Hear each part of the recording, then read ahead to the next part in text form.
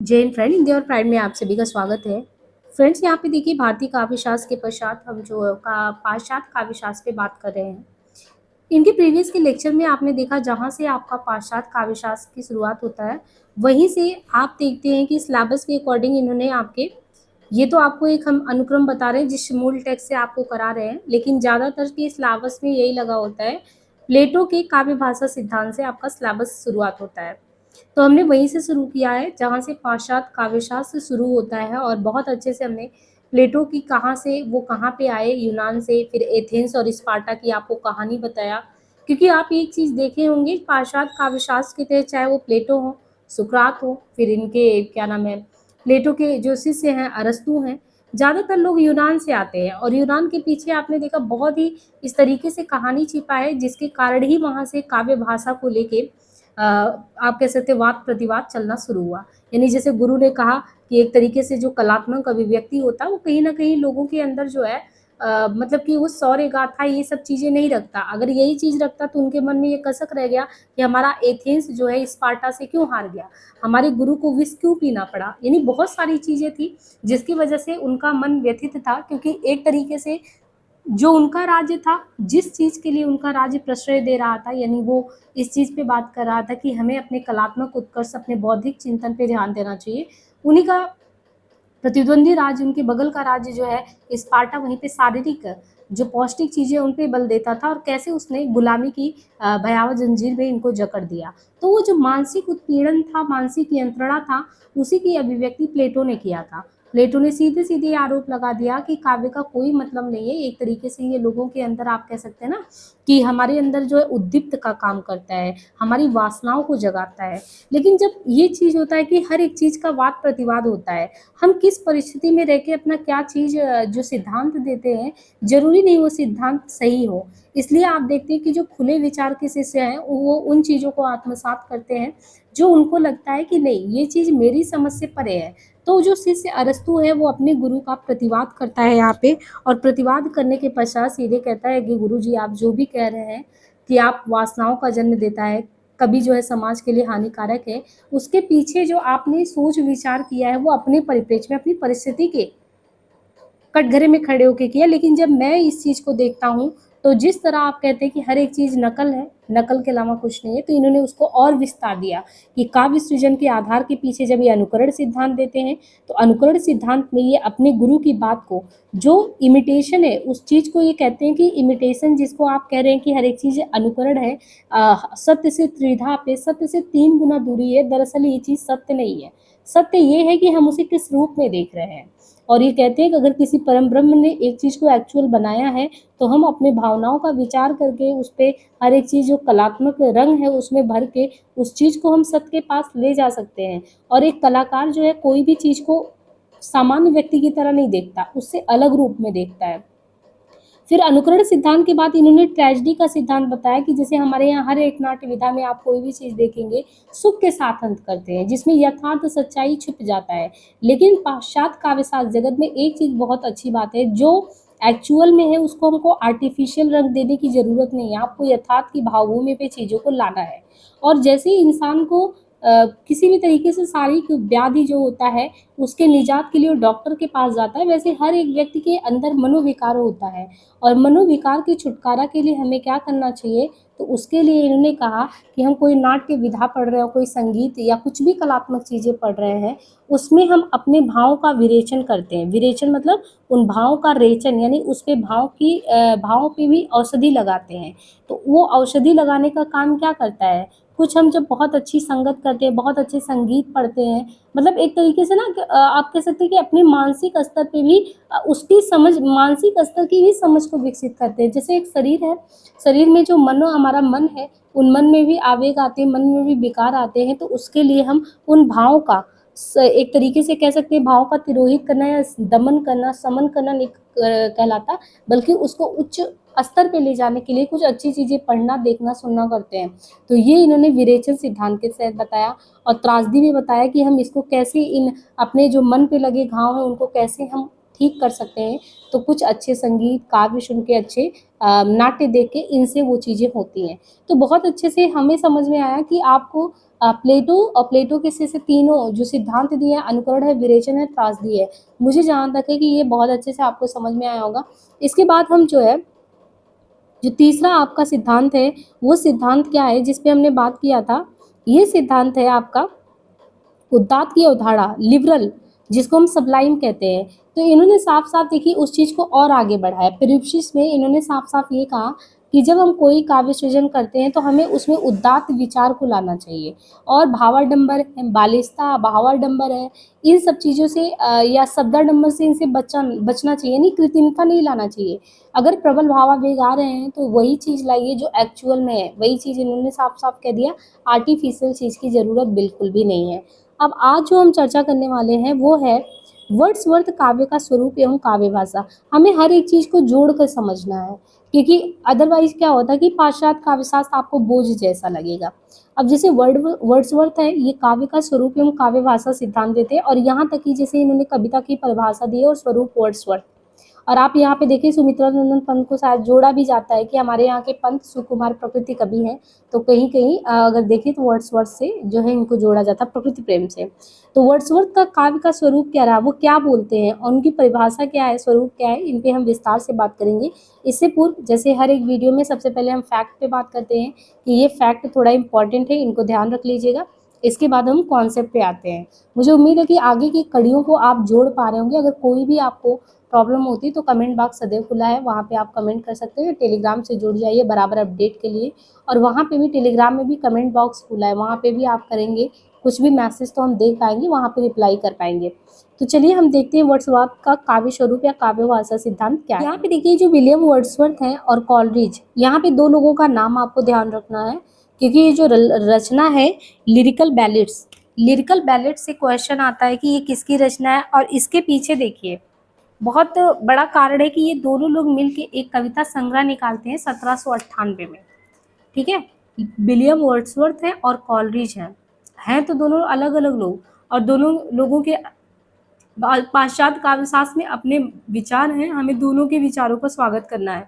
लेकिन एक समय था कि विलियम वर्ड्सवर्थ और कॉलरिज दोनों लोग मिलके काव्य पे चिंतन करते हैं, और एक रचना इनका एक संग्रह आता है। रचना हम ये कह सकते हैं कि दोनों का जो पहला कविता संग्रह आता है, जैसे आजकल हम देखते हैं कि जैसे कोई भी कवि है 4-5 कविताएं या 10 कविताएं, यहाँ तक तो पहले बहुत ज़्यादा कवि रचनाओं का एक संग्रह बना दिया जाता था। तो जैसे एक कवि का 20-25 जो भी है उसका एक कविता संग्रह बना दिया है। तो ऐसे ही इन लोगों ने दोनों लोग मिलकर लिखकर वर्ड्सवर्थ और कॉलरिज मिलकर 1798 में इनका जो पहला कविता संग्रह आता है उसको लिरिकल बैलेट कहते हैं। अब जो लिरिकल बैलेट आता है इसका जो पहली संस्करण है, इस पहले संस्करण की भूमिका कौन लिखता है, तो वर्ड्सवर्थ लिखते हैं। और वर्ड्सवर्थ ने एडवर्टीजमेंट नाम का शीर्षक से इस भूमिका को लिखा। बाकी जो 3 संस्करण की भूमिका वो प्रीफेस नाम शीर्षक से लिखा। ये आपको ध्यान रखना है कि 1798 में दो लोग मिलके काव्य की भाषा, अब स्पेशली आपने ये देखना है कि जैसे ये है ना कि काव्य जब चिंतन करते हैं, काव्य संबंधी चिंतन ये करते हैं, तो उसमें ये कहते हैं कि पहला जो कविता संग्रह इसमें वर्ड्सवर्थ और कॉलरिज दोनों लोग मिलते हैं, लिरिकल बैलेट लिखते हैं उसमें। क्योंकि कोई भी किताब पढ़ते हैं सबसे पहले आपको भूमिका देखने को मिलता है, तो भूमिका का नाम ही इन्होंने वर्ड्सवर्थ, इन्होंने भूमिका लिखा था एडवर्टीज नाम से। फिर बाकी इनके 3 संस्करण, प्रथम संस्करण के बाद बाकी 3 संस्करण की भूमिका जो है वो प्रीफेस नाम शीर्षक से लिखा गया। अब बात है सन 1800 ईस्वी में। सन 1800 ईस्वी में जब लिरिकल बैलेट का दूसरा संस्करण आया, तो पहला संस्करण था, जो पहला संस्करण भूमिका वर्ड्सवर्थ ने लिखा था एडवर्टीजमेंट नाम से। सन 1800 ईस्वी में जब लिरिकल बैलेट का दूसरा संस्करण प्रकाशित हुआ, तो उसमें वर्ड्सवर्थ ने एक लंबी भूमिका लिखी। देखिए इन्होंने भी लिखा, पहले पहले भी इन्होंने लिखा था एडवर्टीजमेंट नाम से, और दूसरी बार भी दूसरा संस्करण जब ये 1800 में आया तो भी इन्होंने लिखा। और इसमें इन्होंने वर्ड्सवर्थ ने एक लंबी भूमिका लिखी जिसमें उनके संग्रह पर लगाए गए आरोपों के उन्होंने उत्तर दिए। क्योंकि जब ये लिख दिए होंगे, आपने देखा होगा कि कोई भी रचना पहले छपता था तो आलोचक जो होते थे, आलोचना विधा में उन पे क्या अच्छाई है क्या बुराई है, उसमें आलोचना के आधार पे जो चीज़ें निकलती थी। ऐसे जब इन्होंने एडवर्टीजमेंट नाम से लिखा होगा, तो फिर 3 संस्करण की भूमिका प्रीफेस से लिखा, तो बात है 98 की, और 2 ही साल बाद आप देखते हैं लिरिकल बैलेट का जब दूसरा संस्करण आता है, तो क्योंकि पहले के बाद बहुत सारे लोगों ने अपने विचार व्यक्त किए होंगे, तो वर्ड्सवर्थ ने क्या किया, एक लंबी भूमिका लिखी, जिसमें जो लोग उनके संग्रह पे आरोप लगाए थे उनका उन्होंने खंडन किया। फिर ये भूमिका कई दृष्टियों से इम्पोर्टेंट है, क्योंकि इसी में एक तो इन्होंने काव्य और काव्य की भाषा पर वर्ड्सवर्थ जैसे उत्कृष्ट कवि जो थे, उनके जो व्यक्तिगत मान्यताएं हैं उनको उन्होंने रखा सबके सामने। वहीं दूसरी ओर से इसे स्वच्छंदतावादी आंदोलन का घोषणा पत्र भी कहा जाता है। इस भूमिका का महत्व इसलिए भी क्योंकि इसने ही 17वीं 18वीं शताब्दी की जो काव्य संबंधी नव अभिजातवादी मान्यताएं हैं उनको भी प्रभावित किया। 1800 ईस्वी वाली ये भूमिका ही अंग्रेजी के आलोचना साहित्य में प्रीफेस टू लिरिकल बैलेट के नाम से जाना गया। ये इतना इम्पोर्टेंट था जो उन्होंने जवाब दिया दूसरे में, कि वो स्वच्छंदतावादी आंदोलन की घोषणा पत्र भी कहा गया। वो जो नव अभिजातवादी मान्यता है उन मान्यताओं को भी प्रभावित किया। यहाँ तक कि ये वाली भूमिका अंग्रेजी के आलोचना साहित्य में आप देखें, जैसे हिंदी में हम लोग आलोचना साहित्य पढ़ते हैं, निबंध के बाद आलोचना, तो ऐसे यहाँ पे भी जो अंग्रेजी में आलोचना साहित्य है, तो ये भूमिका अंग्रेजी के आलोचना साहित्य में भी प्रेफेस टू लिरिकल बैलेट के नाम से प्रसिद्ध है। लिरिकल बैलेट की वैसे देखें तो 4 संस्करण हैं, 4 संस्करण प्रकाशित हुए, जिनमें 1798 में, जस्ट उसके 2 साल बाद 1800 ईस्वी में, फिर 1802 में, फिर 1815 में, तो 4 संस्करण आए, 98 में, 1800 में, 1802 में और 1815 में। वर्ड्सवर्थ ने अपने से पहले काव्य भाषा को क्या बोला? वर्ड्सवर्थ ने अपने से पूर्ववर्ती की जो भी काव्य भाषा हमसे पहले लिखा गया था, या काव्य की भाषा को एक तरीके से उसके पैमाने को बनाया गया था, उसको उन्होंने दूषित कह दिया, विशियस कहा, डिस्टॉर्टेड कहा, ग्लॉसी कहा और अनफीलिंगनेस कहा। अब सोचिए कितने बड़े आरोप हैं कि इनसे पहले जितने लोगों ने लिखा उनकी की काव्य की भाषा पे इन्होंने क्या चुनौती दी। जैसे मान लीजिए हम हिंदी रामचंद्र शुक्ल सीरीज आपने पढ़ा होगा, तो हमने ये कहा कि पूरे हिंदी साहित्य के इतिहास में आप देखेंगे कि ज़्यादातर लोगों ने रामचंद्र शुक्ल को आधार ग्रंथ माना है उनके इतिहास को, फिर उनके बाद उन्होंने लिखा। और शुक्ल जी ने एक एक कवियों को ढूंढ के क्या कमियां रह गई, क्या चीज़ें अपने शोधबीन से जितनी भी चीज़ें हैं उन्होंने बिल्कुल खुल के कह दिया कि किसकी बात सही लग रही है, किसकी नहीं लग रही है। अगर उनको कबीर की लैंग्वेज में उनको लग रहा है कि हाँ ये फॉल्ट है, उन्होंने जो हिंदी के लिए एक पैमाना सेट किया गया उस पर फुलफिल नहीं उतरते, तो वो सीधे कह देते हैं, किसको खटकता है किसको नहीं खटकता, वो बेपरवाह होके। ऐसे ही इन्होंने जब लिरिकल बैलेट की भूमिका लिखी होगी, तो इन्होंने अपने से पहले जितने लोगों ने भी जो भी काव्य का सृजन कर रहे थे उसमें जिस लैंग्वेज का प्रयोग करते थे, इन्होंने सीधे सीधे कह दिया ये जो है भाषा जो है वो दूषित है, विशेष है, डिस्टॉर्टेड है, विकृत है, चमकीली यानी ग्लॉसी है, अनफीलिंगनेस। तब तो लोगों को आप ये समझ सकते हैं ना, उस समय एक चक्कर में डाल दिया होगा कि ये मेरे हम लोगों को क्या कहते हैं। अब लेकिन आपको हमने बताया कि जैसे प्लेटो ने सीधे सीधे कह दिया कि कवि जो है समाज के लिए अच्छा नहीं है, कविताएं अच्छी नहीं, क्योंकि हमारे वासनाओं को कहीं ना कहीं वो जो है हमें अंदर से जो है वो समाज में गलत कामों को करने के लिए प्रेरित करती हैं। तो आप सोचिए ऐसे अचानक आप सिर्फ प्लेटो को पढ़ के रह गए, उनके विचार को गहनतम अध्ययन नहीं किए, तो आप यही सोचेंगे कि कैसा मूर्ख इंसान है, ऐसे कैसे कर सकता है कि कभी जो है हमारी उद्दित भावनाओं को एक तरीके से वो जगाता है, दूषित भावनाओं को एक तरीके से वो और प्रश्रय देता है। लेकिन जब उनके बारे में आप पूरी एथेंस स्पार्टा की कहानी पढ़ते हैं, फिर वो किस पर्पस से कहते हैं, फिर वो ये भी बताते हैं कि कौन से कवि अच्छे हैं, कौन से बुरे हैं, अनुकरण के अर्थ में उनके क्या विचार है। जब आप पूरा विस्तार अध्ययन करते हैं तो आपको लगता है कि नहीं ये व्यक्ति गलत नहीं है। किसी भी व्यक्ति का अगर हम मूल्यांकन कुछ चीज़ों के आधार पे करते हैं तो हम उसकी समग्र विवेचना नहीं कर पाते हैं। सेम चीज़ यहाँ पे जब इन्होंने वर्ड्सवर्थ ने इस तरीके से अपने भूमिका में लिखा होगा, तो भूमिका में लिखने के बाद तो एक तरीके से आप सोच सकते हैं कि लोगों ने क्या सोचा होगा कि क्या हम लोग लिख रहे थे, काव्य सृजन कर रहे थे, उसमें जो लैंग्वेज का प्रयोग कर रहे थे उसका कोई मतलब ही नहीं, वो महत्वहीन था। अब देखिए इन्होंने अपने तर्क से उस चीज़ को स्पष्टीकरण दिया है। इन्होंने कहा कि जो काव्य की भाषा के संबंध में वर्ड्सवर्थ 3 मान्यता को लेके चलते हैं। वो कहते हैं कि ग्रामीणों की बोलचाल की भाषा का प्रयोग होना चाहिए। अब आपको लगा होगा कि कितनी बड़ी बात इन्होंने कही, क्योंकि हम जिनके लिए काव्य का सृजन कर रहे हैं, मान लीजिए कि हम काव्य का सृजन समाज के उद्धार के लिए कर रहे हैं, और समाज के उद्धार में हम पता लगा कि समाज का ज़्यादातर लोग हैं उन्होंने नॉर्मली पढ़ रखा है, लैंग्वेज में उनका नॉर्मल ही है, बहुत ज़्यादा वो संस्कृत में शब्दावली का तत्सम शब्दावलियों का प्रयोग नहीं करते। अगर हम उनके लिए ये लिखे हैं तो उसमें हम ग्रामीण, है ना, उसमें ग्रामीण लोगों की बोलचाल की भाषा का प्रयोग ही नहीं करेंगे तो उसका कोई मतलब निकलेगा। ये तो ऐसे हुआ कि हम विकसित भारत का संकल्प देख रहे हैं, और विकसित भारत का सबसे निचला तबका अगर हम ग्राम सभा लेवल पे जाते हैं तो ग्राम सभा की सुनवाई करते ही नहीं, या उनके स्तर पे चीज़ों को उनके नज़रिए के स्तर पे देखते ही नहीं, तो फिर कैसे विकसित भारत बनने के लिए आप एक-एक चीज़ों को जोड़ के चलेंगे ना, तब तो एक विकसित भारत संकल्प पूरा करेंगे। ऐसे ही आप जो है काव्य का सृजन उस तबके के लिए भी कर रहे हैं, उसको समझाने के लिए कर रहे हैं जिसको कुछ भी नहीं पता है, और आप उसकी ही बोली को जगह नहीं दे रहे हैं। आप उनकी बोली को, जो एलीट क्लास है, बुर्जुआ वर्ग है, उनके जो है उनकी लैंग्वेज को लिख रहे हैं, तो वो सामान्य व्यक्ति कैसे समझ पाएगा? दूसरी चीज़ है कि गद्य और काव्य की भाषा में कोई तात्विक भेद नहीं है ना? दूसरी चीज़ इन्होंने क्या कहा? गद्य और काव्य की जो भाषा है उसमें कोई तात्विक भेद नहीं है। यानी हम लोग कहते हैं ना कि गद्य की भाषा, जैसे आपने पढ़ा होगा, ये बहुत ज़्यादा अपने हिंदी साहित्य में आधुनिक काल में चला कि जो गद्य है, गद्य की भाषा हमारी क्या होनी चाहिए? तो सीधे हम लोगों ने कहा कि जो गद्य की भाषा हमारी होनी चाहिए वो खड़ी बोली हो जाए, और जो काव्य है, काव्य का ब्रज ही रहने दीजिए। इन्होंने कहा ये कोई बात तो हुई नहीं। तत्व के आधार पे कोई अंतर नहीं है, दोनों की भाषा अगर देखें तो दोनों में कोई तात्विक भेद नहीं होना चाहिए। दूसरी चीज़ ये कहते हैं कि प्राचीन कवियों की भाषा उनके भाव उद्बोध सदृश सहज व सरल थी। प्राचीन कवियों की भाषा उनके भाव उद्बोध सदृश सहज और सरल थी। बाद के कवियों ने भाषा को कृत्रिम व आडंबरपूर्ण बना दिया। यानी ये भी देखिए, एक तीन मान्यता में इन्होंने कहा, पहले तो बोलचाल के लिए जो स्तर पे है ग्रामीणों को जगह दीजिए, गद्य और काव्य को अलग नहीं करिए, विच्छेद नहीं करिए। प्राचीन कवियों की भाषा उनके भाव उद्बोध सदृश सहज व सरल थी। बाद के कवियों ने भाषा को कृत्रिम व आडंबरपूर्ण बना दिया। बाद के कवियों ने क्या किया? भाषा को कृत्रिम व आडंबरपूर्ण बना दिया। वर्ड्सवर्थ के अनुसार चूंकि ग्रामीण मनुष्य प्रत्येक समय प्रकृति की सर्वोत्तम वस्तुओं के निकट रहता है, इसलिए उन्होंने लिरिकल बैलेट्स में ग्रामीणों की भाषा के प्रयोग पर बल दिया। इससे वर्ड्सवर्थ का प्रकृति के प्रति आग्रह था। हमने इसीलिए कहा था ना कि अपने यहाँ के जो पंत है, सुमित्रा नंदन पंत, उनको प्रकृति प्रेमी कहा जाता है, प्रकृति के चितेरे कवि कहा जाता है। ये इसलिए भी हम लोग कहते हैं कि हमारे यहाँ के वर्ड्सवर्थ यही हैं, क्योंकि आपने देखा पाश्चात्य दर्शन में, पाश्चात्य काव्यशास्त्र में इन्होंने वर्ड्सवर्थ ने प्रकृति के प्रति आग्रह लोगों को किया। और सबसे बड़ी बात है, ये निचले स्तर पे जाके ग्रामीण मनुष्य प्रत्येक समय प्रकृति की सर्वोत्तम वस्तु, यानी प्रकृति के सबसे अच्छे जो नेचुरल ब्यूटी है उसको फेस कौन कर रहा, उसको महसूस कौन कर रहा है? वो जो ग्रामीण समाज में बैठा वो तबका, जो बिल्कुल सामने से देख रहा है। आप शहर में बैठ के और उन चीज़ों को व्याख्यायित कर रहे हैं जिनको आपने देखा नहीं, बस आपने कहीं से सुन लिया, कर लिया। उसको आप थोड़ी, जिस चीज़ को आपने अनुभव नहीं किया उस चीज़ को आप लिखेंगे तो ज़रूर, लेकिन वो अनुभव आपका आर्टिफिशियल होगा।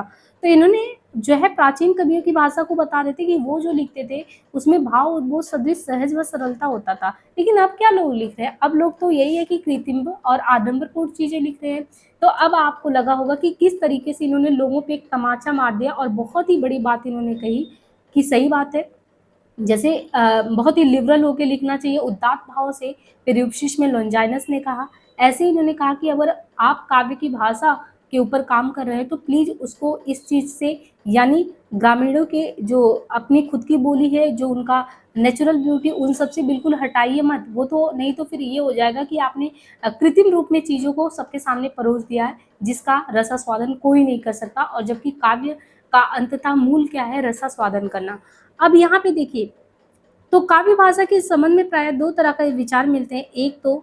एक में बोलचाल की भाषा का आग्रह, और दूसरे में विशिष्ट या असाधारण भाषा का।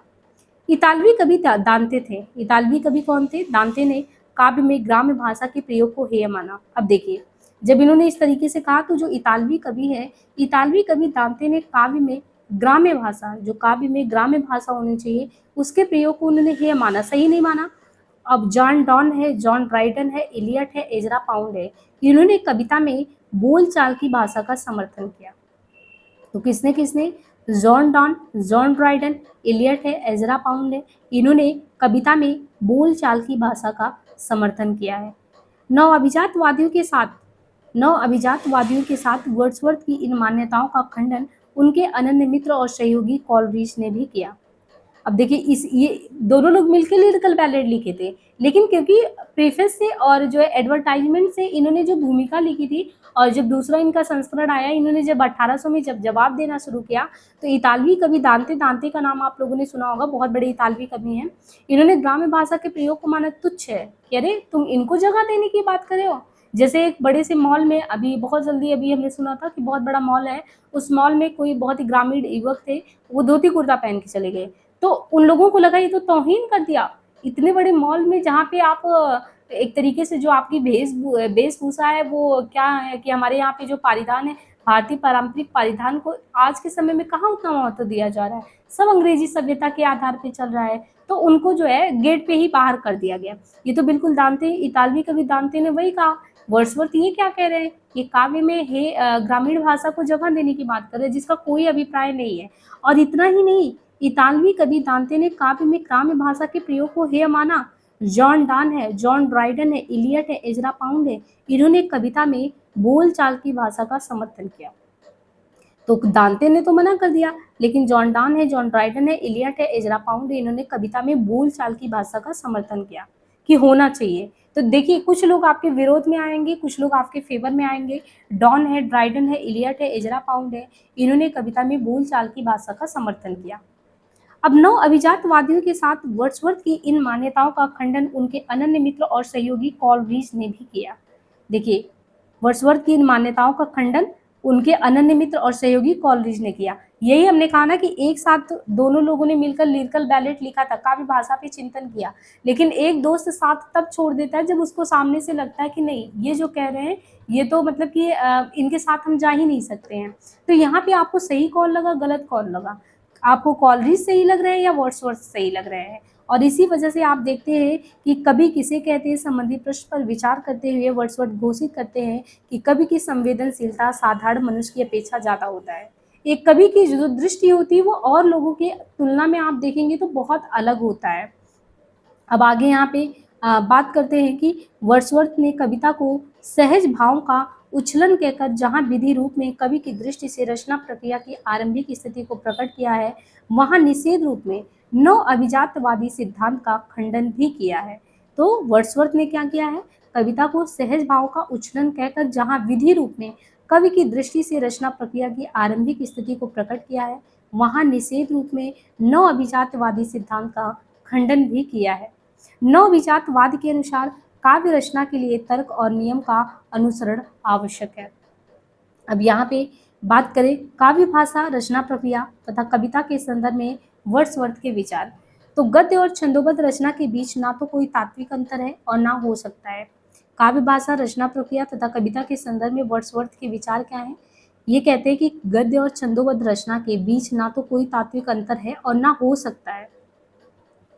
लेकिन ये ध्यान रखिए, ये कॉलरिज के विचार नहीं, ये वर्ड्सवर्थ के ही विचार है कि गद्य और छंदोबद्ध रचना के बीच ना तो कोई तात्विक अंतर है ना हो सकता है।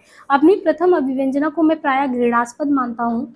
अधिकतर यही सत्य है कि द्वितीय विचारों को समान द्वितीय शब्द ही उत्तम होते हैं। कविता सभी प्रकार के ज्ञानों का प्रथम एवं अंतिम ज्ञान है। कविता जो है सभी प्रकार के ज्ञानों का प्रथम एवं अंतिम ज्ञान है। कविता का ज्ञान कवि की व्यक्तिगत साधना की उपलब्धि है। तो ये क्या कहते हैं? कविता जो है सभी प्रकार के ज्ञानों का प्रथम एवं अंतिम ज्ञान है। कविता का ज्ञान कवि की व्यक्तिगत साधना की उपलब्धि है।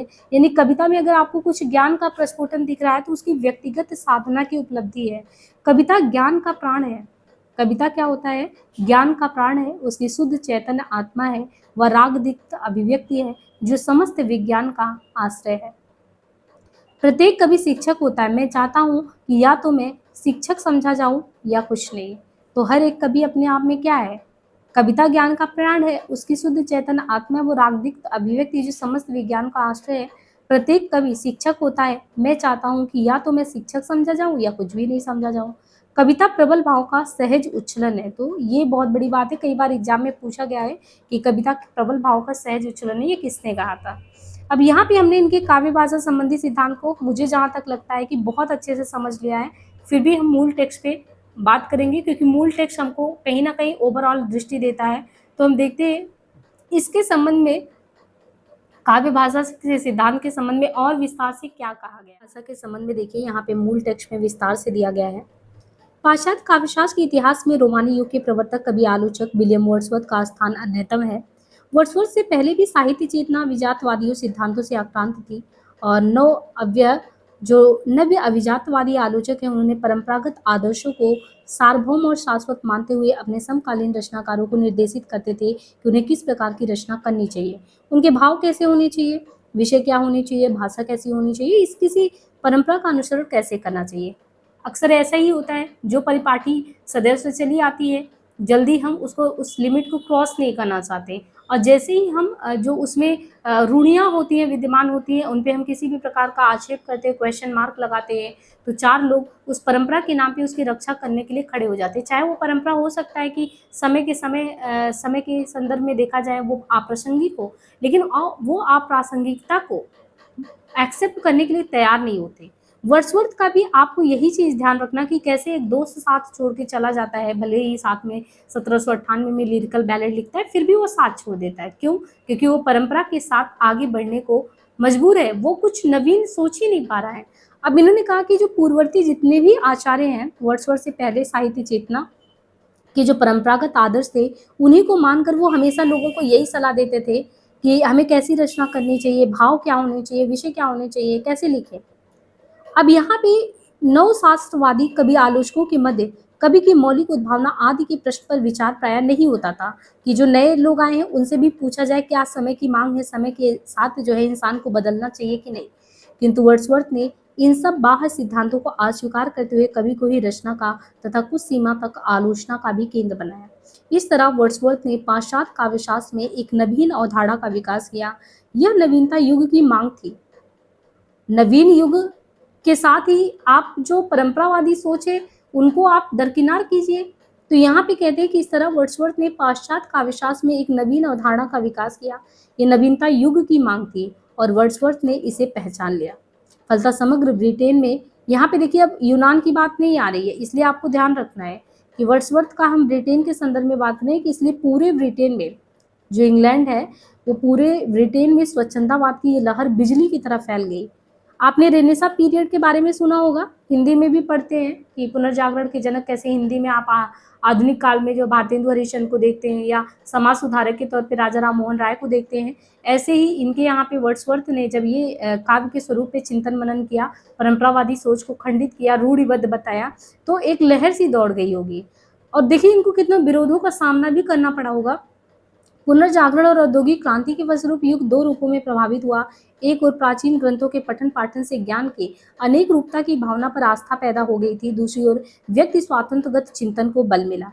उपयुक्त दोनों क्रांतियों ने मानव जीवन के भौतिक पक्ष को समृद्ध किया। शिक्षा एवं संस्कृति को विकास का व्यापक प्रसार और पूंजीवाद के उद्भव ने अभिजात्यवाद से जुड़ी हुई सामंतवादी व्यवस्था का समापन किया। इस प्रकार औद्योगिक क्रांति के फलस्वरूप एक नए प्रकार की व्यवस्था का उद्भव हुआ, जिसके निर्माण में नवजागरण की भूमिका स्पष्ट है, तथा इस नवीन व्यवस्था में सामाजिक संबंधों में गुणात्मक परिवर्तन के लक्षण भी लक्षित हुए।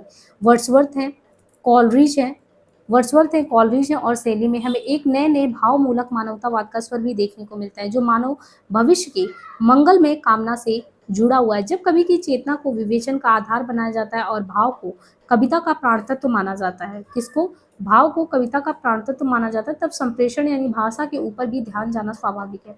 वर्ड्सवर्थ और कॉलरिज, इनमें भाषा अथवा संप्रेषण माध्यम का भी सूक्ष्म विवेचन देखने को मिलता है, जो भावों के संप्रेषण के साथ रचना, व्यापार एवं सहृदय की प्रक्रिया की समस्या का स्पर्श करता है। वर्ड्सवर्थ ने कविता की रचना प्रक्रिया पर, उसमें भाषा के स्वरूप एवं छंद की स्थिति पर विचार, कविता के प्रयोजन पर, देखिए किस किस चीज पे वर्ड्सवर्थ ने कविता की रचना प्रक्रिया क्या होनी चाहिए, वर्ड्सवर्थ ने कविता की रचना प्रक्रिया पर, उसमें भाषा के स्वरूप एवं छंद की स्थिति पर, कविता के प्रयोजन पर तथा कविता के विषय पर विचार किया। उनका विशेष महत्व इन प्रश्नों के समाधान पर नहीं, अपितु उनके उठाने पर है। सही प्रश्न उठाना प्रतिभा का सबसे बड़ा लक्षण है और वर्ड्सवर्थ इस प्रतिभा से आद्यांतपूर्ण थे। वर्ड्सवर्थ ने मुख्यतः कवि और उनके व्यक्तिगत्व का प्रश्न उठाया कि कवि शब्द का अर्थ क्या है। वर्ड्सवर्थ ने ये सबके सामने प्रश्न रख दिया कि कवि और उसके व्यक्तित्व का प्रश्न उठाया कि कवि शब्द का अर्थ क्या है, वो कौन है, किससे अपनी बात कहता है, उससे किस भाषा की अपेक्षा की जानी चाहिए। सब लोग चौंक गए कि ये क्वेश्चन रख दिया, ये तो बहुत पहले से लोगों को पता है। पाश्चात्य काव्यशास्त्र की परंपरा डॉक्टर नगेंद्र करके संपादक डॉक्टर नगेंद्र, डॉक्टर सावित्री सिन्हा, इनके ग्रंथ के पृष्ठ नंबर 144-45 पर वर्ड्सवर्थ के विचारों का हिंदी अनुवाद करते हुए लिखा गया है। डॉक्टर नगीन की हिंदी साहित्य का इतिहास हम करा ही रहे हैं और ये कहते हैं कि इनका हिंदी में इनके विचारों का अनुवाद करते हुए लिखा गया कि वो मानव होता है, मानव से ही अपनी बात कहता है। हाँ, उसकी संवेदना शक्ति अधिक जीवंत होती है, उसमें अधिक उत्साह, अधिक सकुमार होता है। मानव स्वभाव का उस गंभीर ज्ञान यानी मानव का उसे गंभीर ज्ञान होता है, उसकी आत्मा अधिक विशाल होती है, सामान्य मानव में ये तत्व इतनी मात्रा में नहीं होते। कितनी बड़ी बात थी इन्होंने बता दिया कि जो एक कवि होना चाहिए, कवि कौन होना चाहिए, कवि क्या कहता है, वो कवि किससे बात करता है, यानी किसके लिए वो लेखन कर रहा है। तो वो एक ऐसे अंतर बताते हैं, हिंदी में इसका अनुवाद भी किया गया क्योंकि ये लोग अंग्रेजी के कवि थे, तो अंग्रेजी में ही सब लिखा गया था, पर अपने यहाँ पे जो भारतीय काव्य शास्त्र में या हमारे यहाँ हिंदी साहित्य में भी बहुत बड़े-बड़े साहित्य शास्त्र हुए, जैसे डॉक्टर नगीन हिंदी साहित्य का इतिहास हम पढ़ते ही हैं, तो इन्होंने जो है इसको जो है हिंदी में रूपांतरित करके, अनुवाद करके यहाँ पे रखा कि उन्होंने कितना बढ़िया से ये अर्थ बताया कि ये कवि कौन होना चाहिए। कवि वो मानव होता है, मानव से ही अपनी बात कहता है। हाँ, उसकी संवेदना शक्ति ज़्यादा जीवंत होती है, वो सामान्य मानव की तरह नहीं होता, उसमें अधिक उत्साह, अधिक सौकुमार्य होता है। मानव स्वभाव का उसे गंभीर ज्ञान होता है, उसकी आत्मा अधिक विशाल होती है। सामान्य मानव में ये तत्व इतनी मात्रा में कहाँ होते हैं। इन्हीं गुणों में उसने एक मनोवृत्ति जोड़ ली है, परोक्ष वस्तु से अन्यों की अपेक्षा अधिक प्रभावित होने की। ऐसे मानव प्रत्यक्ष हो, इस कारण से और अभ्यासवश वह जो कुछ सोचता है और अनुभव करता है, उसे अभिव्यक्त करने की अधिक तत्परता और क्षमता उसने अर्जित कर ली है। विशेष रूप से उन विचारों और भावनाओं को व्यक्त करने की जो स्वेच्छा से अथवा अपने मन की विशिष्ट रचना के कारण बिना किसी प्रत्यक्ष बाह्य उत्तेजना के उसके मन में जागृत होता है। यहाँ वर्ड्सवर्थ ने क्रमशः 3 प्रश्न किए। वर्ड्सवर्थ ने क्रमशः 3 प्रश्न किए। कवि कौन होता है? अर्थात कवि में ऐसी कौन-सी खूबी है, ऐसा कौन-सा गुण है जिसके अवलंब से वो रचना प्रक्रिया में समर्थ होता है? स्पष्टतः इस प्रश्न के उत्तरार्थ प्लेटो ने दैवी सिद्धांत की प्रतिष्ठा की थी, किंतु वर्ड्सवर्थ ने कवि के मानसिक गुणों का उल्लेख किया, जो सामान्य व्यक्ति के गुणों के समान ही होते हैं। अंतर सिर्फ मात्रा का है। कभी भी उत्साह आदि गुण सामान्य व्यक्ति की अपेक्षा प्रायः ज्यादा पाए जाते हैं। कभी सामान्य व्यक्ति से अधिक संवेदनशील होता है, किंतु सामान्य व्यक्ति और कवि में अंतर का आधार है कवि की अभिव्यक्ति शक्ति, जिसे वर्ड्सवर्थ ने अर्जित शक्ति माना है और जिसमें अभ्यास का महत्वपूर्ण स्थान है। दूसरी बात यह है कि कवि अपनी बात किससे कहता है। इसके उत्तर में वर्ड्सवर्थ की स्पष्ट धारणा है कि वो अपनी बात जन सामान्य से कहता है। अब काव्य भाषा के संबंध में हम बात करें तो पाश्चात्य काव्य शास्त्र में काव्य अथवा कविता की भाषा का प्रश्न बहुत ही महत्वपूर्ण है। कविता अथवा काव्य की भाषा सरल, साधारण, कठिन, गद्यमय अथवा पद्यमय किस प्रकार का हो, इस समस्या पर काफी वाद विवाद देखने को मिला है। वर्ड्सवर्थ ने काव्य भाषा विषय पर गंभीर रूप से विवेचन किया तथा उसी के समकालीन मित्र कवि आलोचकों में इस विषय को लेकर मत वैभिन्न भी है। कविता में अभिव्यक्ति माध्यम अथवा भाषा का महत्वपूर्ण स्थान है। वर्ड्सवर्थ का विचार है कि जब कविता जन साधारण के लिए लिखी जाती है तो भाषा भी तो जान सामान्य के अनुसार होनी चाहिए। कविता कवि जनता की भावनाओं को जनता की भाषा के द्वारा ही व्यक्त करता है। डॉक्टर सावित्री सिन्हा ने लिखा है कि कवि अपनी भावनाओं को उन व्यक्तियों की भावनाओं के निकट लाना चाहेगा जिनकी भावनाओं का वह निरूपण करता है, बल्कि शायद कुछ समय के लिए अपने आप को एकदम भ्रमान्वित हो जाना देना चाहता है और चाहेगा कि उसकी भावनाएं उनकी भावनाओं के साथ एकाकार हो जाए, उनका परस्पर तादात्म्य हो जाए। हाँ, वो इस प्रकार अस्फुरित होने वाली भाषा में संशोधन कर लेगा, ये सोचकर कि वह एक विशेष प्रयोजन से कह रहा है कि पाठक आनंद लाभ करे। ये आवश्यक है कि कवि जिन व्यक्तियों की भावनाओं की अभिव्यक्ति करे तथा भाषा को पाठकों की योग्यता के अनुरूप संशोधित या उसमें संप्रेषण शक्ति को बनाए रखे। इस प्रकार हम देखते हैं कि काव्य में परंपरागत रूप में जो महत्ता महान पात्रों के चरित्र चित्रण को दी जाती है, वही अब वर्ड्सवर्थ के अनुसार जनसाधारण को दी जाने लगी। इस प्रकार अरस्तु ने जनसाधारण की काव्य में प्रतिष्ठा की। जनसाधारण के भावों पर विशेष बल होने के कारण रोमानी आलोचना में नाटक की अपेक्षा एक भिन्न काव्य रूप गीत को महत्व दिया गया। अभिजातवादी विचारधारा के प्रभाव स्वरूप यूनानी काव्य शास्त्र में गीत की प्रधानता, देखिए यूनानी काव्य शास्त्र में एक चीज और भी है, आपको गीत की प्रधानता देखने को मिलता है। इसका कारण ये भी है कि जनवादी आग्रह है जो उस युग विशेष की परिस्थितियों ने उत्पन्न किया है। अब कविता की भाषा को लेकर मोटे तौर पे 3 प्रश्न हमारे सामने आते हैं। क्या क्या? एक, कविता की भाषा और जनता की भाषा का संबंध क्या होना चाहिए। दूसरा, कविता की भाषा और गद्य की भाषा का संबंध क्या होना चाहिए। तीसरा, कविता की भाषा में छंद का क्या महत्व होना चाहिए।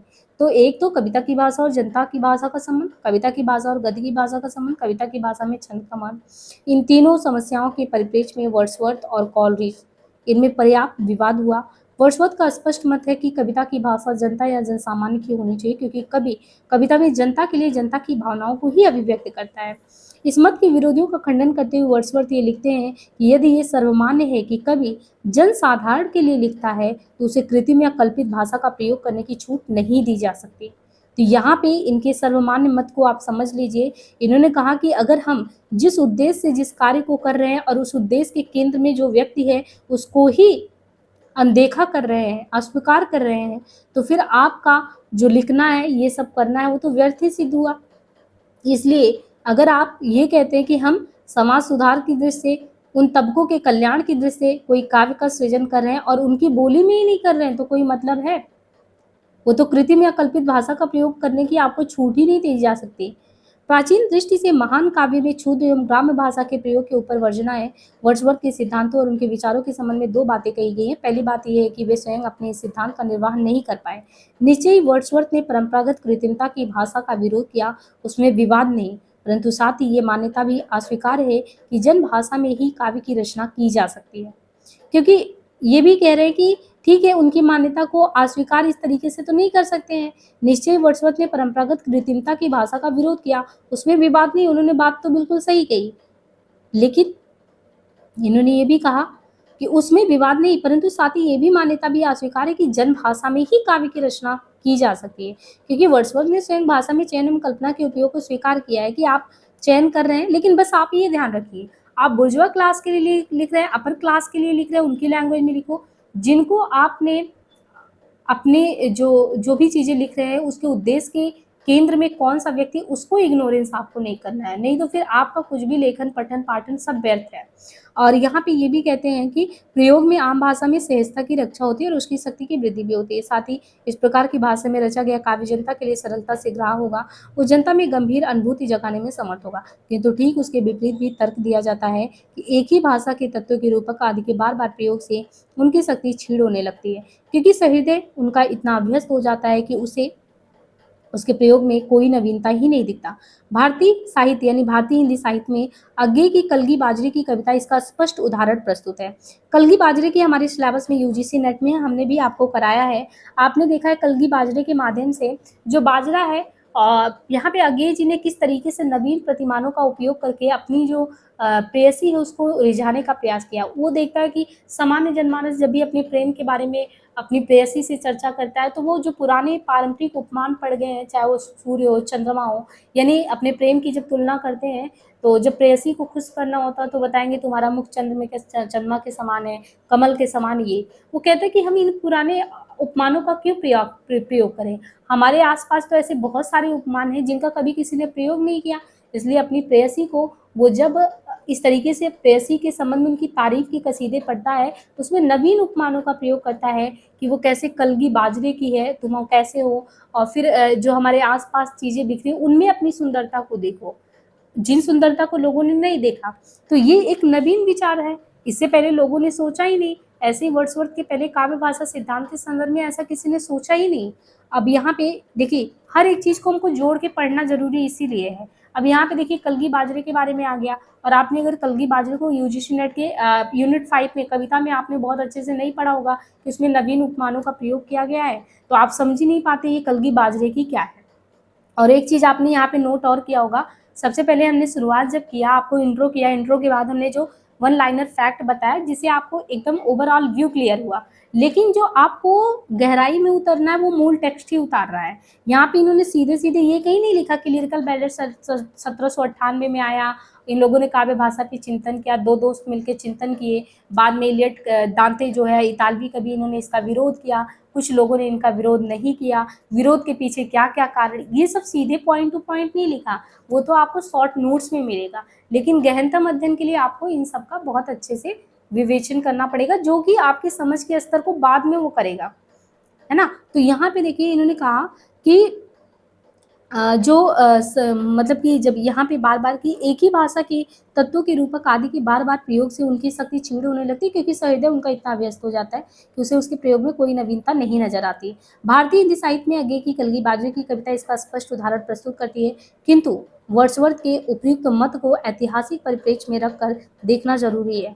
नव अभिजातवाद के प्रभाव के कारण पुराने रूप और दुरूह प्रयोगों का महत्व इस युग में निर्विवाद रूप से प्रतिष्ठित था। जब काव्य की नई चेतना का उदय हुआ, आलोचना की नई दृष्टि पनपी, तो ये स्वाभाविक था कि काव्य के सभी पक्षों पर नवीन दृष्टि से विचार किया जाए। दरअसल आप यहाँ पे देखेंगे कि ये तीनों बदलती हुई चेतना के ही अभिन्न पक्ष हैं। इसलिए इस संदर्भ में रख कर देखने पर वर्ड्सवर्थ के मत का अभिमत जो महत्व है वो स्पष्ट होता है। चूंकि कॉलरिज और वर्ड्सवर्थ समकालीन और मित्र थे, यानी कह रहे हैं कि जो कॉलरिज थे और वर्ड्सवर्थ थे, ये समकालीन और मित्र थे और दोनों ने अपनी अपनी मान्यताओं का प्रतिपादन किया। अतः काव्य भाषा पर विचार करते समय ये जरूरी हो जाता है कि कॉलरिज के काव्य भाषा संबंधी विचारों का भी उल्लेख किया जाए। कॉलरिज ने वर्ड्सवर्थ के काव्य भाषा संबंधी मतों का विरोध किया और उनके सभी तर्कों का उत्तर देने का भरसक प्रयास किया। उसका पहला विरोध तो ये था कि वर्ड्सवर्थ के लिए जो जनसाधारण की भाषा है वो वास्तव में अशिक्षित एवं मूढ़ जनता की भाषा नहीं है।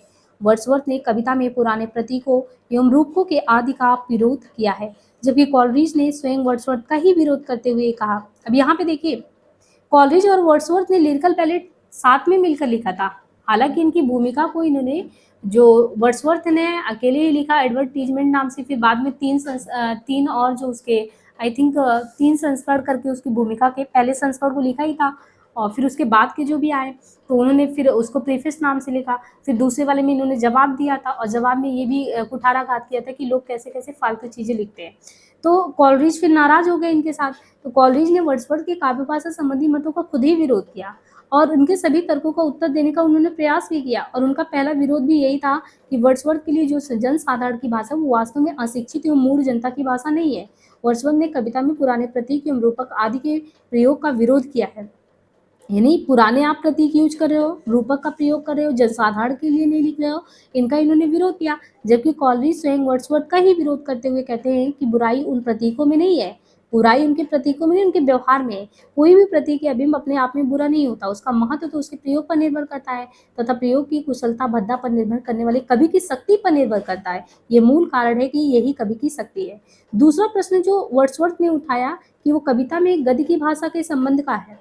वो गद्य की भाषा के संबंध में जब प्रश्न इनसे करते हैं कि जिसमें छंद के महत्व की समस्या भी संभवतः आ ही जाती है, तो वर्ड्सवर्थ का मानना है कि कविता तथा गद्य की भाषा में कोई बुनियादी अंतर नहीं है। ऐसा कौन कहता है? वर्ड्सवर्थ कहते हैं कि चाहे आप कविता लिखो, कविता बोले तो जैसे आप कह सकते हैं जिसको पद्य आप बोलते हैं, दोहा वगैरह हो गया, कविता हो गया, और गद्य जैसे कविता कहानी ये विधा जो पढ़ते हैं।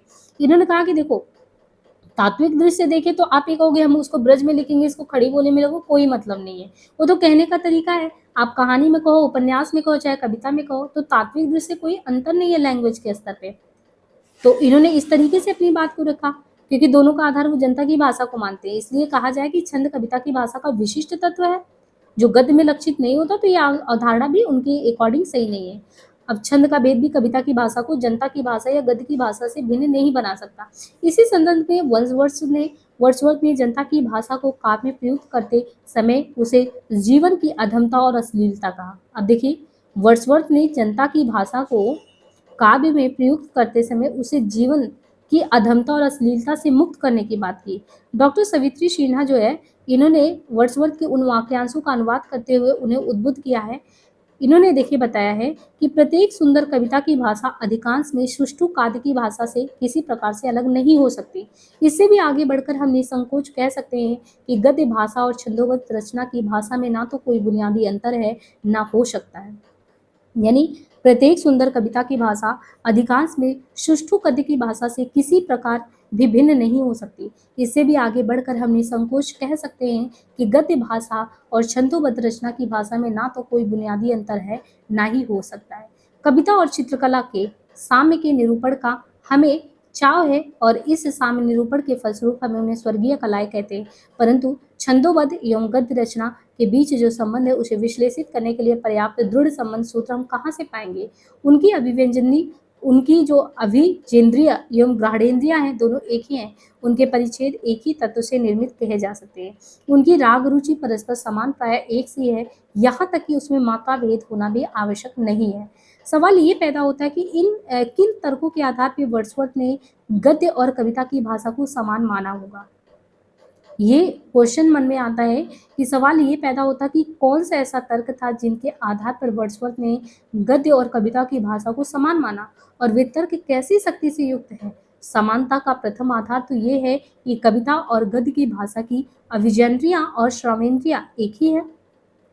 वर्ड्सवर्थ का ये तर्क अकाट्य नहीं है। द्वितीय आधार ये है कि उनके परिच्छेद एक ही तत्व से निर्मित है। ये तो परिच्छेद भी साहित्य मात्र का अंग है। कविता और गद्य की भाषा का इस प्रकार की समानता मानना प्रायः संगत नहीं है। कविता हो या गद्य, इनकी भाषा की समानता का एक आधार ये तय किया गया है कि दोनों का आधार बोलचाल की ही भाषा है, ना तो कवि नई भाषा का निर्माण करता और ना ही गद्यकार। किंतु वर्ड्सवर्थ की ये मान्यता भी आग्रह है, और वे एक स्थान पर इस प्रकार विभिन्नता की बात कह आए हैं। वे यहाँ कविता की भाषा में अश्लीलता आदि को मुक्त करने की बात करते हैं और छंद के प्रयोग से उसमें विसादृश्य उत्पन्न होने की चर्चा भी करते हैं। इस अवधारणा से स्पष्ट होता है कि वर्ड्सवर्थ छंद के महत्व को अस्वीकार नहीं करते, मगर साथ ही उसे कविता की भाषा और गद्य की भाषा के बीच विभेदक तत्व के रूप में स्वीकार नहीं करते। छंद का महत्व स्वीकार करते हुए वर्ड्सवर्थ ने क्या कहा?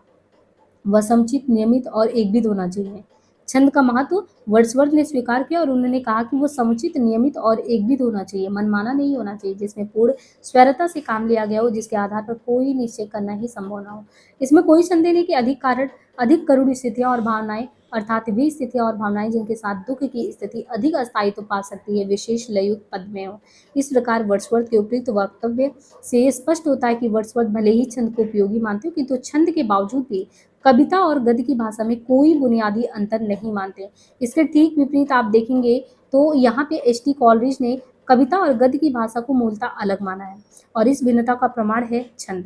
छंद की अनिवार्य स्थिति को मानते हुए कॉलरिज ने 4 तर्क दिए। अब यहाँ पे आपको देखना है कि जो कॉलरिज महोदय हैं, कॉलरिज महोदय छंद की अनिवार्यता को मानते हुए वो 4 तर्क प्रस्तुत करते हैं। उनका पहला तर्क है कि जो छंद है, छंद का उद्गम कवि की आत्मा से होता है, ऐसे तो होता नहीं है। वो कहते हैं कि जो छंद का उद्गम है वो कवि की आत्मा से होता है, और छंद की योजना में आवेगों के अनुरूप ही गति और लय भी होता है। कॉलरिज दूसरा तर्क अपना देते हैं। पहले तो इन्होंने तर्क दिया कि छंद का जो उद्गम है वो कवि की आत्मा से होता है। दूसरा तर्क देते हैं कि कविता में छंद अत्यधिक प्रभाव डाल देता है। इसी का साथ उन्होंने तीसरा तर्क ये भी दिया कि जो छंद है वो कविता का अनिवार्य तत्व है, और बिना छंद की कविता कहाँ पे होता है, अपूर्ण एवं दोषपूर्ण रह जाता है। इस प्रकार कुछ सीमा तक वर्ड्सवर्थ और कॉलरिज के समग्र विवेचन से यह स्पष्ट होता है कि श्रेष्ठ कविता में छंद का होना, दोनों ही लोग देखिए यहाँ पे ऐसा नहीं कि दोनों लोग अलग हैं। जब वर्ड्सवर्थ और कॉलरिज समग्र विवेचन मिलके करते हैं तो श्रेष्ठ कविता को मानते हैं कि अगर श्रेष्ठ कविता रचा गया है तो उसमें छंद भी होना चाहिए। और अपने चौथे तर्क में तो कॉलरिज ने यह भी बताया कि गद्य और पद्य की भाषा में तात्विक भेद हो सकता है और होना भी चाहिए। इस प्रकार कॉलरिज के तर्कों से स्पष्ट है कि उसने वर्ड्सवर्थ के अधिकांश तर्कों का खंडन किया है। उसने क्या किया है? कॉलरिज के तर्कों से यह स्पष्ट है कि उसने वर्ड्सवर्थ के ज्यादातर तर्कों का खंडन किया है। उसने कविता और गद्य की भाषा में साफ साफ अंतर की घोषणा भी की है। ज्ञातव्य कि यहाँ कॉलरिज और वर्ड्सवर्थ के विचारों में साक्षात विरोध दिखते हैं। वर्ड्सवर्थ और कॉलरिज, इनके विवेचन में सबसे बड़ा विरोध तो यही है काव्य भाषा के संदर्भ में। कविता की भाषा का जनभाषा होना, अर्थात वर्ड्सवर्थ जो कि कविता को जनभाषा में रचने के पक्षधर हैं, तो वहीं कॉलरिज का कहना कि केवल जनभाषा में कविता करना ये तो एकांगी दृष्टिकोण हुआ, और ऐसे करने से तो कविता समाज के एक वर्ग तक ही सीमित रह जाएगा। दूसरा बुनियादी विरोध है छंदोबद्ध कविता और गद्य की भाषा को लेकर। इस विरोध में दोनों ही कवि आलोचकों की अपनी अपनी विशेषताएं। इस प्रकार ये कह सकते हैं कि वर्ड्सवर्थ का समग्र विवेचन विषयी परक है, और उसकी एक एक विशिष्टता है अभिजातवाद का विरोध एवं नवीन मान्यताओं की स्थापना। देखिए कंक्लूजन निकल के क्या आता है वर्ड्सवर्थ का, अगर ओवरऑल आप ये देखेंगे तो इन्होंने कहा है कि बड़े सब्जेक्टिव होकर बातों को कहा है, और उनकी विशिष्टता है वो अभिजातवाद के विरोध में खड़े होते हैं। वो ग्रामीण पक्ष की बात करते, जनभाषा की बात करते, और जैसे कलगी बाजरे में अज्ञे जी ने नवीन उपमानों की बात की, इनके पूर्ववर्ती लोगों को खंडित किया है, मतलब कि एक तरीके से एक्सेप्टेंस नहीं दिया है। इन्होंने भी ऐसे ही नवीन मान्यताओं की स्थापना की। हालांकि देखिए इनके जवाब में काफ़ी हद तक जो है कॉलरिज भी अपने सारे तर्क का खंडन करते हुए प्रस्तुत किए। अब एक देखिए कविता की परिभाषा और स्वरूप में वर्ड्सवर्थ का एक विशेष चैप्टर दिया है जिसमें कुछ इंपॉर्टेंट चीज़ें हैं, इनको आप देखिए तो अच्छे से समझ में आएगा। अब देखिए वर्ड्सवर्थ के बारे में हमने एकदम शुरुआत में ही बता दिया था कैसे लिरिकल बैलेट मिलकर इन्होंने कॉलरिज के साथ लिखा था और काव्य भाषा पे चिंतन किया था। हालांकि बाद में जब उन्होंने सिर्फ जन भाषा के बारे में बोला, ग्रामीण भाषा के पक्ष में आए, तो कॉलरिज से मतभेद हो गया और कॉलरिज ने भी इनके तर्क को प्रस्तुत कर करके खंडित करने का प्रयास किया। तो वर्ड्सवर्थ को विशेष ख्याति कब मिला? एक कवि के रूप में। प्राय इसी कारण उन्हें रोमानी काव्य युग का प्रवर्तक कवि भी कहा गया है। समांतर कवि वर्ड्सवर्थ ने आलोचना संबंधी कोई स्वतंत्र ग्रंथ नहीं लिखा। उनके काव्य आलोचना संबंधी विचार जो है, काव्य की आलोचना संबंधी विचार वही लिलिकल पैलेट के द्वितीय संस्करण की भूमिका में है। वही हमने कहा जब जवाब देने के लिए लिखे थे। और इसमें भी आपको जो प्राप्त अल्प सामग्री ही पाश्चात्य काव्यशास्त्र की परंपरा में देखने को मिलेगा, क्योंकि इसमें वर्ड्सवर्थ ने कवि एवं काव्यशिल्प संबंधी अपनी मौलिक एवं नूतन विचार को व्यक्त किया है। स्वयं वर्ड्सवर्थ की कविता में स्वच्छंदतावाद की प्रायः सभी विशेषताएं देखने को मिलती है और इसमें कोई संदेह नहीं कि वर्ड्सवर्थ ने प्रकृति और मानव का एक मानवतावादी नूतन दृष्टि से अवलोकन कर नवीन शैली में अपने विचार सबके सामने रखे हैं। काव्य संबंधी उनके विचार में देखें तो वर्ड्सवर्थ ने प्रसिद्ध यूनानी काव्य चिंतक थे। वर्ड्सवर्थ ने क्या किया है? वर्ड्सवर्थ ने प्रसिद्ध यूनानी काव्य चिंतक अरस्तु हैं, अरस्तु के विचार का विरोध किया और कथानक एवं स्थिति की महत्ता को अस्वीकार करते हुए काव्य में मानव की भावनाओं पर विशेष बल दिया है। तो किसने? वर्ड्सवर्थ ने प्रसिद्ध यूनानी काव्य चिंतक अरस्तु हैं, अरस्तु के विचारों का विरोध किया और कथानक एवं स्थिति की महत्ता को अस्वीकार करते हुए काव्य में मानव की भावनाओं पर उन्होंने विशेष बल दिया है। वर्ड्सवर्थ ने कविता में भावों पर बल देते हुए कविता के लिए सामान्य जीवन की घटनाओं और सहज विषयों के चयन पर बल दिया है। साथ ही ग्रामीण एवं साधारण जीवन के चित्रण को आवश्यक माना है। तो वर्ड्सवर्थ ने क्या किया है? वर्ड्सवर्थ ने प्रसिद्ध यूनानी काव्य चिंतक अरस्तु के विचारों का विरोध किया और कथानक की स्थिति की महत्ता को अस्वीकार करते हुए काव्य मानव की भावनाओं पर विशेष बल देते हैं। वर्ड्सवर्थ ने कविता में भावों पर बल देते हुए कविता के सामान्य जीवन की घटना और सहज विषयों के चयन पर बल दिया है। साथ ही ग्रामीण एवं साधारण जीवन के चित्रण को जरूरी माना है। इस प्रकार उन्होंने कविता की परिभाषा देते हुए कविता को मानव की बलवती भावनाओं का सहज उच्छलन किया। All good poetry is the spontaneous overflow of powerful feeling, अर्थात अच्छी कविता जो है मानव मन के शक्तिशाली मनोवेग का सहज उच्छलन है। उपयुक्त उदाहरण के जरिए आप समझ सकते हैं कि परंपरावादी अनुकरण पर आधारित काव्यशास्त्र के स्थान पर वर्ड्सवर्थ ने कवि को केंद्र बनाया और कवि के भाव को, कवि की रचनात्मकता को तथा सामाजिक के आनंद को काव्य का आधारभूत तत्व माना है। वर्ड्सवर्थ हो या कॉलरिज, दोनों का जो काव्य प्रयोजन है वो काव्य प्रयोजन को आनंद मानते हैं जो सब प्रकार की स्थितियों में रहता है। इस प्रकार कविता कवि में केंद्रित होकर व्यक्ति के भीतर सीमित होने की दिशा में अग्रसर हुआ। वर्ड्सवर्थ ने नव्य अभिजातवाद के सिद्धांत का मूलतः विरोध किया है और उसने कला अथवा काव्य को अनुकृति ना मानकर कवि के भाव की अभिव्यक्ति माना। उसने ये आवाज दी है कि काव्य की अस्मिता की पहचान उसमें निहित मनोवेगों के द्वारा होती है। यानी इन्होंने कहा है, उसने ये आवाज दी है कि काव्य की अस्मिता की जो पहचान है, काव्य की अस्मिता की पहचान कैसे होती है? उसमें निहित मनोवेगों के द्वारा होती है। वर्ड्सवर्थ ने कविता में कवि को केंद्र बनाया। इस प्रकार उसने काव्य विवेचन के 3 सोपान निर्धारित किए। प्रकृति, कवि, कविता। तात्पर्य है कि कवि अपने परिवेश से भाव ग्रहण करता है, उसके बाद वे भाव उसके मन में आते हैं और उन्हें कविता में वो स्थापित करता है। इसी प्रकार से कविता के तहत निहित भाव ने न केवल मात्र कवि के होते हैं अपितु काव्य मात्र से उनका साधारणीकरण समाज से हो जाता है। इस प्रकार भाव का स्रोत वैक्तिक होने पर भी सृजना व्यापार के द्वारा सार्वभौम बन जाता है। काव्य वस्तु की दृष्टि से रोमानी कवियों के अनुसार अनुभूति और अभिव्यक्ति माध्यम प्रकृति ही उत्कृष्ट है।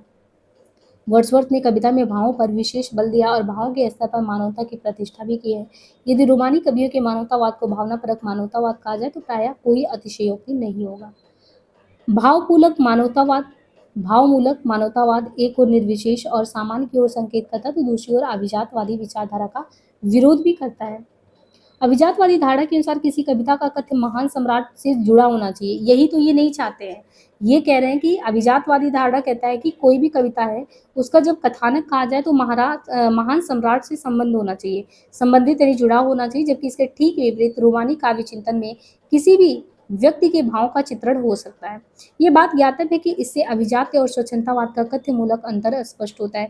वस्तुतः जनसाधारण की भावनाओं को व्यंजित करने वाली रचनाएं अधिक प्रभावशाली होती है। इनका कहना है कि जो जनसाधारण की भावनाओं को व्यंजित करने वाली रचनाएं वो ज्यादा प्रभावशाली होती है। कविता की भावात्मक शक्ति पर बल देते हुए वर्ड्सवर्थ ने कहा, यदि आवेग, आचार, व्यवहार अथवा चरित्रों के 2 समान सुष्ठु वर्णन है जिनमें से एक गद्य में हो दूसरा पद्य में हो तो पद्यबद्ध वर्णन को 100 बार पढ़ा जाए और गद्य को केवल 1 बार। क्या बात की है इन्होंने कि कविता की भावात्मक शक्ति पर बल देते हुए कहा कि यदि कोई आवेग, आचार, व्यवहार अथवा चरित्र के 2 समान सुष्ठु वर्णन है जिनमें एक तो गद्य में हो दूसरा पद्य में हो तो जो पद्य हो उसको आप 100 बार पढ़ो, गद्य को सिर्फ 1 बार पढ़ो। और रोमानी काव्यधारा की यह भाववादी व्यक्ति केंद्रित प्रवृत्ति इतनी बड़ी है कि इलियट ने इनके विरोध में ये कहा है कि कविता कवि के व्यक्तित्व की अभिव्यक्ति नहीं है, बल्कि कविता व्यक्तित्व से पलायन है।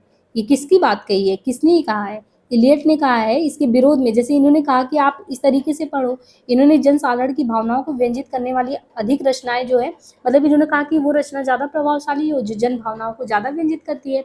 तो जब इन्होंने इस तरीके से कहा तो रोमानी काव्यधारा की ये जो भाववादी केंद्रित व्यवस्था है, इसमें टी.एस. इलियट ने विरोध में यही कहा कि जो कविता है वो कवि के व्यक्तित्व की अभिव्यक्ति नहीं है कि वो अपनी अभिव्यक्ति करा, नहीं, बल्कि कविता क्या है, वो व्यक्तित्व से पलायन है।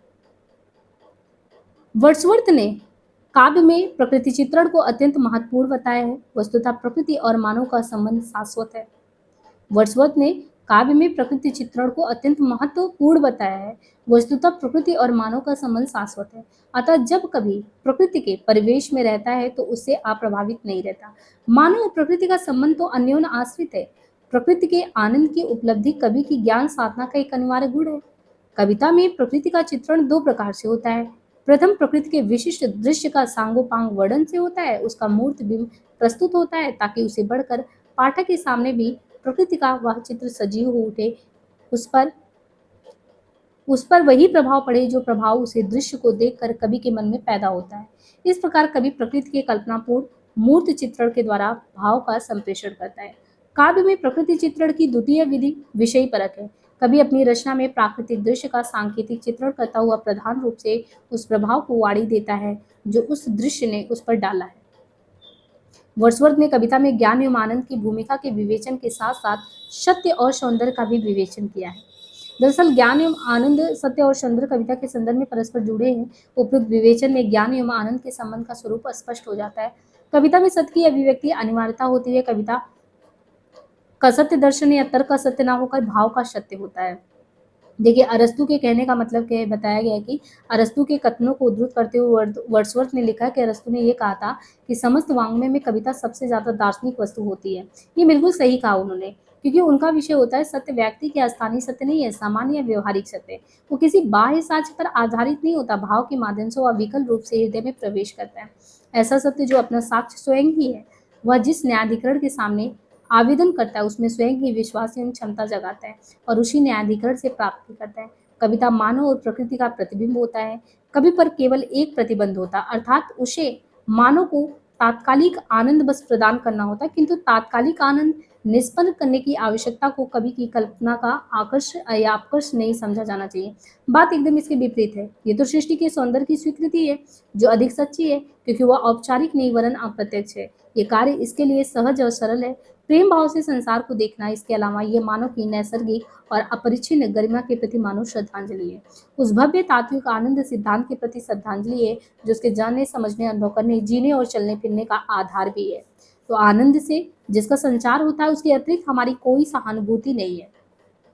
अब इस प्रश्न में सबसे ज्यादा महत्वपूर्ण बात जो कही गई थी वो यही थी कि विज्ञान के ज्ञान और आनंद की तुलना में जो कविता का ज्ञान और आनंद है उनकी महत्व को स्थापित करना। देखिए, विज्ञान जो होता है, विज्ञान तथा विज्ञान से प्रभावित और नियंत्रित होने वाले समाज में कविता के महत्व की स्थापना का प्रयास है जो आगे चलकर शुद्धि और भाव के द्वंद के रूप में व्यक्त हुआ है। आचार्य शुक्ल और वर्ड्सवर्थ तथा अन्य स्वच्छंदतावादी आलोचकों की समीक्षा पद्धति में पर्याप्त समानता देखने को मिलता है। देखिए, रामचंद्र शुक्ल हो, वर्ड्सवर्थ हो या और भी स्वच्छंदतावादी आलोचक हैं, और ये सभी देखिए जो समीक्षा पद्धति में जो रास्ता अपनाते हैं उसमें इन्होंने कहा कि वर्ड्सवर्थ ने काव्य सृजन की प्रक्रिया में कवि कल्पना के संबंध में भी विस्तार पूर्वक लिखा है। और वो कभी तो कल्पना के तहत बिंबों के स्वच्छंद पुनः सृजन, उनके संयोजन की बात करता है, तो कभी नव्य शास्त्री के समानुष्य के बौद्धिक अंतर्दृष्टि की बात, कभी मानव मस्तिष्क द्वारा वास्तविक जगत पर किसी बिंब या विचार को आरोपित करता है, तो कभी वो कल्पना को द्वितीयवाद, जो चेतन मस्तिष्क एवं व्यक्ति को आत्मा के नियंत्रण से परे है, किंतु मुख्यतः वह इन दोनों के मध्य की स्थिति को स्वीकार करता है, जिसमें कभी अपनी ओर से भी जोरदार अंतर्दृष्टि का भी सहारा लेता है। उसका कहना है कि उच्च कोटि की प्रतिभाएं जो है वो कल्पना के बल पर प्रकृति की प्रतिकृति अंकित कर सकती है और सिद्धांतों की प्रस्थापना भी। साथ ही कवि कल्पना द्वारा अनेक वस्तुओं को एकता भी प्रदान करता है। वास्तव में वर्ड्सवर्थ कवि था और उसका मूल उद्देश्य काव्यशास्त्र की रचना करना ही नहीं था, अपितु उसने अपने कवि के संबंध में पाठकों का जो भ्रम था उसको भी दूर कर जन साधारण के एक व्यापक धरातल पर लाने के उद्देश्य से काव्य संबंधी विचार प्रस्तुत किए। अगर देखिए कोई अगर कवि होता तो इस तरीके से इतने गहनतम स्तर पे जाके उतर के चीजों को नहीं व्याख्यायित करता। कतिपय मताग्रहों के बावजूद वर्ड्सवर्थ का जो काव्य आलोचना संबंधी विचार है, निर्विवाद रूप से आप ये नहीं कह सकते कि उन्होंने गलत कहा, बल्कि जो चीज़ आपको लगेगा कि उन्होंने जो भी कहा है बिल्कुल सही कहा है। अब देखिए, हमने ये पहले ही शुरुआत में आपको बताया था कि ये दोनों लोग मिलके जो है वर्ड्सवर्थ एंड कॉलरिज ने लिरिकल बैलेड मिलके लिखे थे। लेकिन अब जो है हमारे यहाँ पे जो सिलेबस में जो कल्पना सिद्धांत है कॉलरिज का, वो भी दे रखा है। तो हमने वर्ड्सवर्थ को तो बहुत विस्तार से पढ़ लिया, कॉलरिज ने कैसे मतभेद में अपने उत्तर दिए उसको भी देख लिए। लेकिन जो कल्पना सिद्धांत है जो कॉलरिज का है, उनको हमको स्वतंत्र रूप से उसका अध्ययन करना है, जिसको हम नेक्स्ट उसमें देखेंगे। और यहाँ पे मुझे उम्मीद है कि आपको जो वर्ड्सवर्थ है इनके बारे में बहुत अच्छे से ये क्लियर हो गया होगा। इनकी काव्य भाषा चिंतन जो पद्धति है वो आपको समझ में आ गया होगा।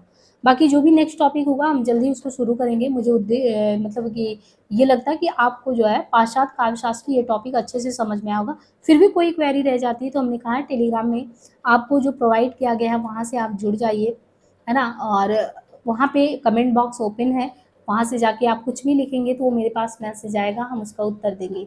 और मैंने ये भी सोचा है कि आपको जब ये पूरे चैप्टर खत्म हो जाएंगे तो 2 या 3 घंटे का एक वीडियो खुद से बनाएंगे, जिनमें पूरे जो सिद्धांत है, चाहे पाश्चात्य हो, भारतीय काव्यशास्त्र हो, इनका समग्र विवेचन करने के उसमें हमने कोशिश की है कि वो सारा आपको एक अच्छे से पूरा उसमें उतनी ही देर में पूरा अच्छे से रिवीजन हो जाए।